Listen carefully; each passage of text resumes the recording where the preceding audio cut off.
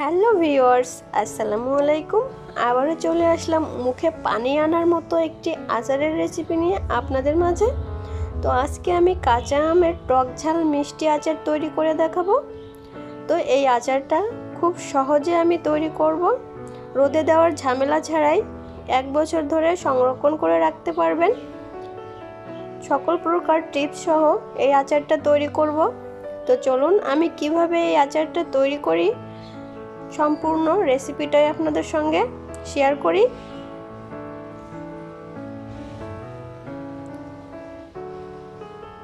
তো এর জন্য লাগবে এখানে কাঁচা আম। আমি এখানে প্রায় 2 কেজির মতো কাঁচা আম নিয়েছি আর আমগুলো খুব সুন্দর মতো ধুয়ে পরিষ্কার করে নিয়েছি। তো এখন পানিটা শুকিয়ে নিব।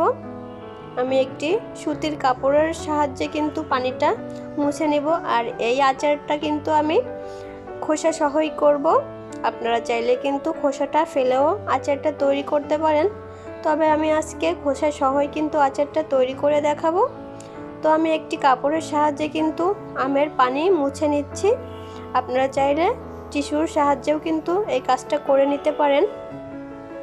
তো আমে কিন্তু কোনো প্রকার পানি থাকা যাবে না। তো এভাবে আমি কিন্তু আমগুলো 4 টুকরো করে কেটে নিয়েছি।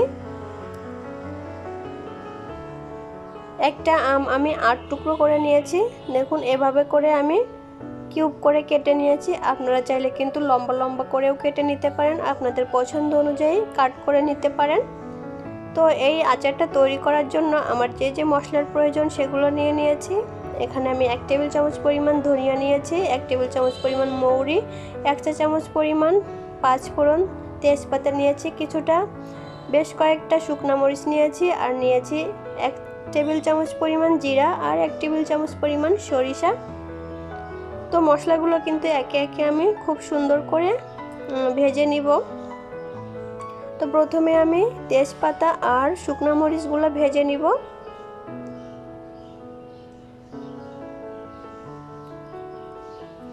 এরপর একে একে বাকি মশলা দিয়ে দিব।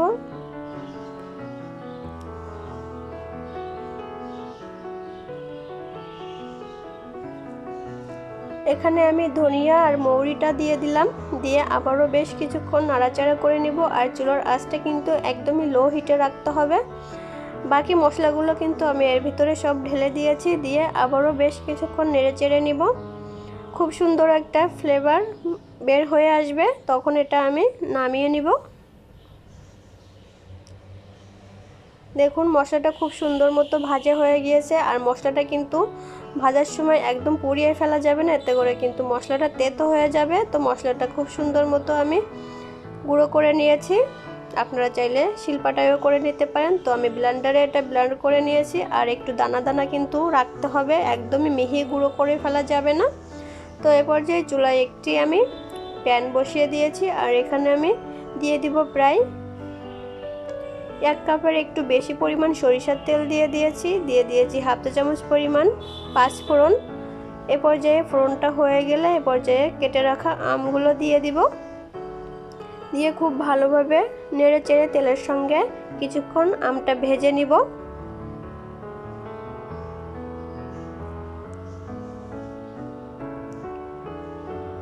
এ পর্যায়ে একে একে আমি সব মশলা এখানে অ্যাড করব। তো প্রথমে দিয়ে দিব স্বাদ মতো লবণ, দিয়ে দিব 1 চা চামচ পরিমাণ হলুদের গুঁড়া, দিয়ে খুব ভালোভাবে আমের সঙ্গে মিশিয়ে নিতে হবে।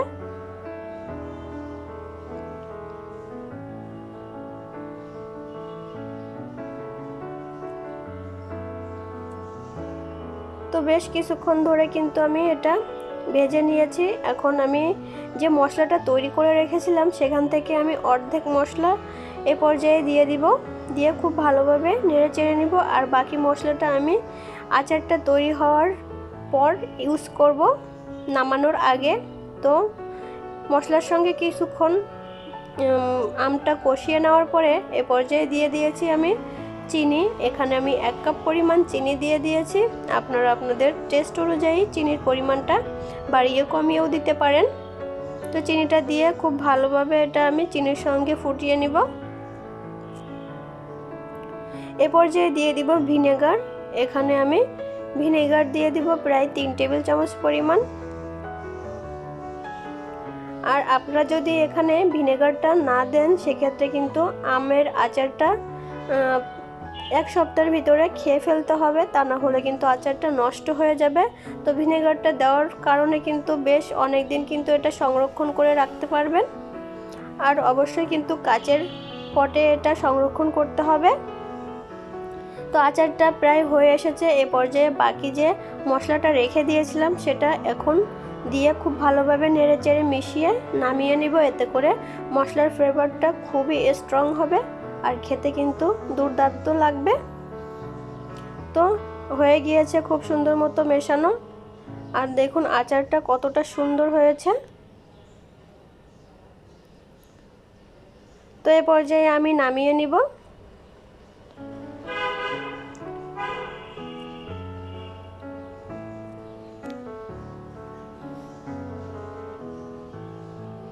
দেখুন আমি নামিয়ে পরিবেশন করে দিয়েছি। তো আপনারা যদি এটা সংরক্ষণ করে রাখতে চান সেক্ষেত্রে কিন্তু কাচের যে কোনো শুকনো বয়ামে এটা রেখে দিতে পারেন। তো এটা কিন্তু আমাদের খুব তাড়াতাড়ি খাওয়া হয়ে যাবে। তো আমরা এটা সংরক্ষণ করব না, সেজন্য কিন্তু আমি একটি কাচের বোলে ঢেলে নিয়েছি। আপনারা যদি সংরক্ষণ করে রাখতে চান সেক্ষেত্রে বয়ামে ভরে মুখ আটকে রেখে দিবেন। আর যখন বয়ামে রাখবেন তখন খেয়াল রাখবেন যেন বয়ামে কোনো প্রকার পানি না থাকে। তো পানি থাকলে কিন্তু খুব তাড়াতাড়ি নষ্ট হয়ে যাবে। আর যখন এটা বের করে খাবেন তখন কিন্তু চামচের সাহায্যে বের করে নেবেন, হাত একদমই লাগাবেন না। তো আমার এই রেসিপিটি আপনাদের কাছে কেমন লাগলো অবশ্যই কমেন্টস করে জানাবেন।